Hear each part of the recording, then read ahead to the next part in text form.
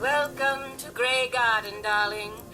This is the Commonwealth's first and only hydroponics facility run entirely by robots.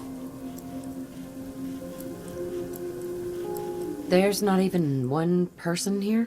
Under human supervision, I hope. That's right, darling. We are entirely self-sufficient, with no need for human guidance. You see, there are two kinds of robots here. The worker drones carry out labor and maintenance. We supervisors, that is myself, green and brown, possess sophisticated cognition processors. We are capable of complex analysis and decision-making, a testament to the genius of our creator, Dr. Edward Gray. I remember him. He was one of Rodco's senior engineers, but more than a little eccentric. You seem a bit confused, darling. You're far too young to remember anything that happened before the war. I was in a vault. They put me in cryogenic freeze. Remarkable! I must say, darling, you seem very well preserved. Now, where was I? Robotics and artificial intelligence were our creator's great passions, rivaled only by his love of television. Perhaps you've noticed that I possess a rather singular personality, as do the other supervisors. Personality should not be a part of a robot's programming. It's wrong. Well, it's definitely unique. Sort of hard to miss. I'll take that as a compliment, darling. After all, the last thing any woman wants to be is ordinary. A few other things you should know. Talk to Green if you need supplies. If it's caps you require, Brown might have a few odd jobs. There's one other thing. A question, really. Tell me, darling, what do you think of the water around here? I'm with the Minutemen. Did you need help with something? Why, yes. That's what I was getting at, dear. The water. It's simply ghastly. Pressure is down. Radiation is up. Why, it's practically toxic. Just think what it must be doing to my skin. This will never do.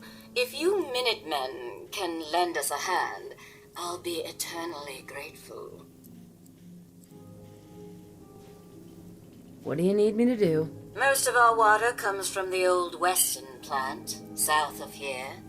Such an eyesore. Be a dear and pay a visit, See what you can do.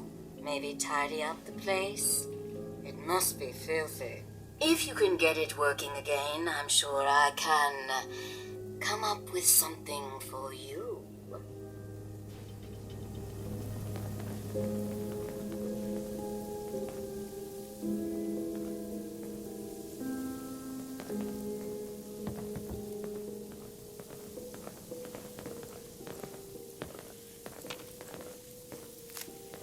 Hey, Awaiting your command.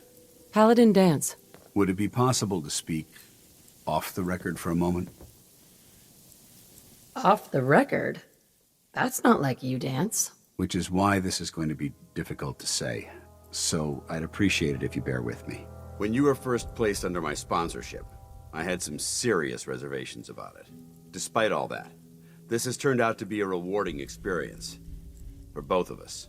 At this point, honestly, I don't feel like there's anything else I could teach you about being a Brotherhood soldier that you don't already know. It's apparent from your attitude and your actions that you intend to keep those ideals close to your heart. I know there's more you want to say. Go on. Yes, I'm getting to that. I'm just not very good at these things. Let me start at the beginning. I grew up alone in the capital wasteland.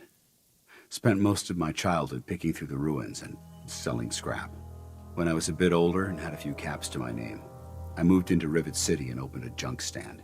While I was there, I met a guy named Cutler. We got along pretty well. Watched each other's backs and kept each other out of trouble.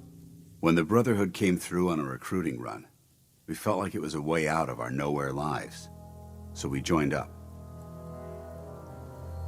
Rivet City. Must be post-war, because I've never heard of it. You're right. It was a settlement, built inside the remains of a beached aircraft carrier. One of the safest places to live in the capital wasteland, until the Brotherhood arrived. It was the perfect location for me to try my hand at being a merchant. I have a hard time picturing you as anything but a soldier. Clearly, I was ignoring my calling. Anyway, about a year after we were posted to the Prydwen, Cutler vanished on a scouting op. It took some convincing, but I was able to persuade my CO to let me assemble a squad and search for him. It took almost 3 weeks, but we tracked his team down to a super mutant hive. Those wretched abominations had slaughtered everyone but Cutler. He should have been so lucky. The mutant bastards used their FEV to change him into one of their own kind. He wasn't Cutler anymore. I had to... It was my duty to put him down. Are you sure there wasn't anything you could do to change him back? The FEV effect is irreversible. There was nothing anyone could do. I can't believe you'd do that to him. I didn't have a choice. Ever since Cutler died, I've seen other soldiers come and go. Some were brave, some were honest. Hell, some were even downright heroic. But I'd never considered any of them to be a good friend. A friend like Cutler was. Until now. It's a good feeling, but it frightens me all the same. Having a bond with someone, then losing them. It changes you. I don't want to go through that again. It would never be that way with me. I care about you too much to let that happen. I didn't know you felt that strongly about about us. I'm sorry if I seem confused. You've certainly given me something to think about. I just thought you deserved to know how I felt. If you feel that I've overstepped my bounds, I completely understand. Whatever the case may be, I appreciate the fact that you took the time to listen.